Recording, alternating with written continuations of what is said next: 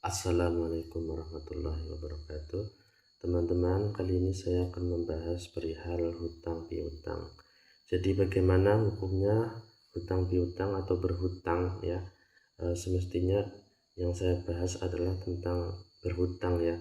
Kalau orang yang memberikan pinjaman kepada seseorang, kalau yang berhutang itu untuk perihal yang baik-baik, maka dia beroleh pahala. Dan setiap hari selama orang yang berhutang belum mengembalikan karena belum mampu mengembalikan, maka orang yang menghutangi atau memberikan pinjaman mendapat pahala sedekah seperti jumlah yang ia pinjamkan setiap harinya, seperti itu ya.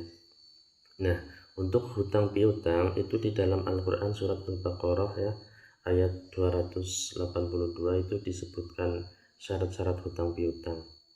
Nah, di situ dijelaskan sangat detail bahwa kalau hutang piutang itu harus dicatat, ada saksi dan lain sebagainya. Bisa dibuka di dalam Al-Quran ya, surat Al-Baqarah 200 ayat 282. Nah, tentang hutang piutang, hutang itu hukumnya bisa menjadi boleh, bisa juga terlarang ya.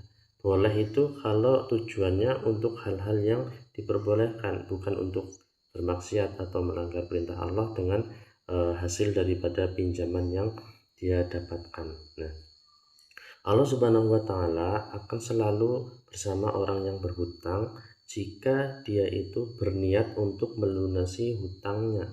Nah, di dalam hadis yang lain tentang hutang piutang, nafsul mukminin mu'allaqatun bidainin hatta yuqda anhu.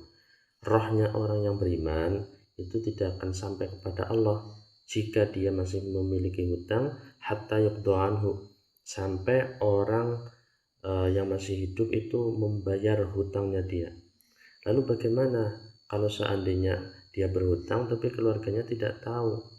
Nah, di dalam surat Al-Baqarah ayat 282 itu dijelaskan bahwa kalau kita hutang piutang atau berhutang, nah, sebaiknya itu dicatat supaya apa? Supaya keluarga kita itu tahu tentang hutang piutang kita.